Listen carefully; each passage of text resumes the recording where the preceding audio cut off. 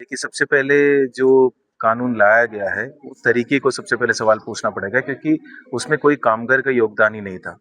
ना उनको उस मेज़ पे बुलाया गया था वो टेबल पे डिस्कशन के लिए, ना उनका कोई इनपुट्स लिए गए थे। जब पूरे देश एक आपदा आपदा से गुज़र रहे थे, तब उन्होंने उसको एक अवसर मान के एक कानून लेके आया, जो लेबर कोड माना जाता है पर पूरी तरीके से लेबर के खिलाफ है। और लेबर को वापस मैं समझता हूँ कि जिस तरीके से नागरिक को एक प्रजा में वापस लेके जा रहे हैं, उस तरीके से जो लेबर की इतने सदियों से लड़ते हुए जो अधिकार मिले, हक मिले हैं, उसको उनसे छीन के वापस लेके लाने वाले जो कानून है, उनको लेके आ गया। और इसमें एक साइकोलॉजिकल मूव ये है कि जिस तरीके से कामगार को एक विलन की तरह, जैसे अगर आप अपने हक मांगने वाले कोई भी व्यक्ति इस देश में, वो किसी प्रगति के दुश्मन हो, उस तरीके से एक वक्तव्य रखा गया है, जिस जानते जो समझते हैं कि पूरे देश इसको मानेंगे और उसके साथ उनको देंगे। मैं उसके ठीक विपरीत समझता हूँ कि लोग ये समझते हैं कि एक नागरिक बन के रहना है और सवाल पूछना है, अपनी हक की लड़ाई लड़ना है और उसी में देश की भलाई है, उसी में जनता की भलाई। आज लातूरमध्ये 1 मे जागतिक कामगार दिनानिमित्त महाराष्ट्र जनरल कामगार संघटनेचे सन्माननीय कामगार नेते आमचे राजकुमार होळीकर साहेब यांच्या नेतृत्वाखाली भव्य असा कामगार मेळावा पार पडला. याच्यामध्ये संघटित असंघटित क्षेत्रातले कंत्राटी कामगार मोठ्या प्रमाणावर सहभागी झाले. विशेषतः महापालिकेतील कंत्राटी कामगारांचा सहभाग हा मोठा होता. या सबंध मेळाव्यामध्ये पार्श्वभूमी हीच आहे की केंद्र आणि राज्य सरकारने एकतर्फी जे कामगार कायद्यामध्ये बदल केलेले आहेत त्याच्यावर पूर्णपणे आमचा रोष आहे, राग आहे. कारण हे कामगार कायद्यामध्ये बदल करत असताना कामगार नेत्यांना विश्वासात घेऊन, कामगारांना विश्वासात घेऊन करायला पाहिजे होते. ते झालेले नाहीत आणि त्या संदर्भातला ठराव तसा आमचा पास झाला आहे सरकारच्या विरोधात, केंद्र सरकारच्या विरोधात. आणि हे जे बदल झालेत ते कामगार विरोधी बदल आहेत, त्याच्या संदर्भात आमची लढाई सातत्याने चालू राहील आणि राज्यभर ही लढाई चालू राहील. देश पातळीवर देखील राहुल गांधी यांच्या नेतृत्वाखाली ही लढाई आम्ही चालू ठेवू. या संघटनेची जी काही आमची ताकद आहे, शक्ती आहे, त्या शक्तीवर आमच्या पदाधिकाऱ्याची, कार्यकर्त्याची मेहनत आणि सततचा पाठपुरावा केल्यामुळं अनेक प्रश्न, अनेक अडचणी आम्ही सॉल्व्ह केल्या, संपवलेल्या आहेत. हे 5 ठराव या ठिकाणी मांडणार. पहिला ठराव आहे आमच्याकडं, कंत्राटी कामगार कर्मचारी पद्धत कायमस्वरूपी बंद झाली पाहिजे. सध्या विविध क्षेत्रात, विविध उद्योगधंद्यात शासकीय, निमशासकीय सेवेत कार्यरत असलेल्या सर्वच कंत्राटी, रोजंदारी, हंगामी कर्मचाऱ्यांना विनाअट, विनाशर्त कायम सेवेत सामावून घ्यावेत. कंत्राटी कामगार पद्धत ही केवळ औद्योगिक प्रश्न नसून सामाजिक शांतता आणि कुटुंब व्यवस्था उद्ध्वस्त करण्याचा सरकारी उपाय झाला आहे.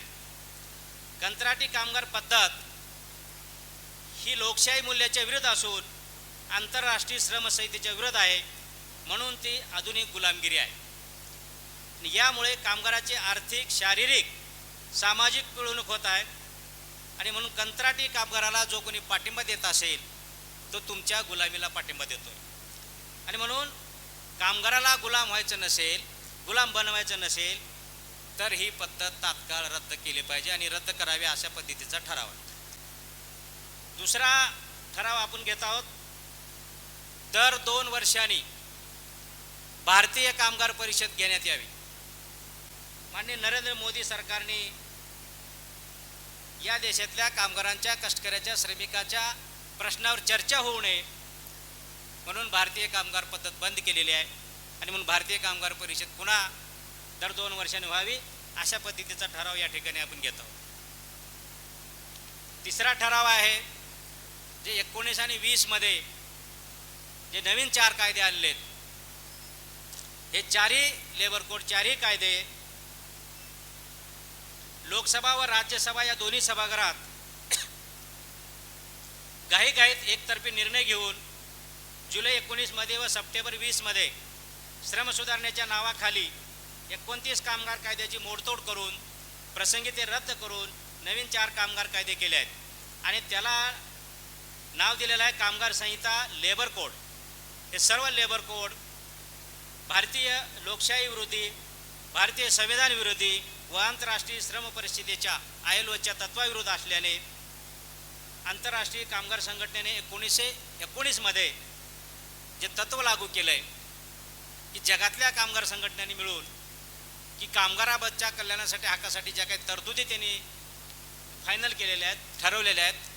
त्या करारावर भारताने सही केलेली आहे. ते सर्व करार भारताला बंधनकारक आहेत आणि म्हणून हे जे 4 लेबर कोड आहेत हे ILOच्या विरोधात असल्याने हे 4ही लेबर कोड तात्काळ रद्द करावेत अशा पद्धतीची मागणी या ठिकाणी आपण करतो. महाराष्ट्र इमारत इतर बांधकाम कामगार कल्याणकारी मंडळ आणि या मंडळामार्फत जो काही कारभार चालू आहे तो एकतर्फी, अन्यायी आणि जाचक पद्धतीचा कारभार असल्यानं तो त्वरित थांबवावा अशा पद्धतीची मागणी ठराव या ठिकाणी आपण करतोय.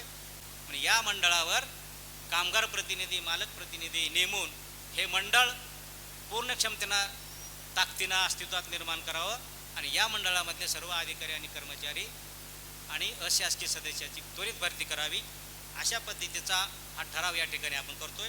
त्याच्या बाबतीतला एक ठराव आपण या ठिकाणी मांडतोय. महाराष्ट्र इमारत व इतर बांधकाम कामगार कल्याणकारी मंडळाच्या नोंदीत कामगारांच्या पाल्याला देण्यात येणाऱ्या शैक्षणिक अर्थसहाय्याच्या लाभाबाबत 1 जानेवारी 2026 रोजी काढण्यात आलेले परिपत्रक रद्द करावे. या परिपत्रकामुळे बांधकाम कामगारांच्या 2 पाल्यांना मंडळाकडून देण्यात येणारे शैक्षणिक अर्थसहाय्य बंद झाले आहे. परिपत्रकानुसार ज्या लाभार्थ्यास केंद्र व राज्य सरकारकडून जी काही शिष्यवृत्ती मिळते अशा कामगारांना डबल लाभ मिळू नये म्हणून हे परिपत्रक काढलेलं आहे.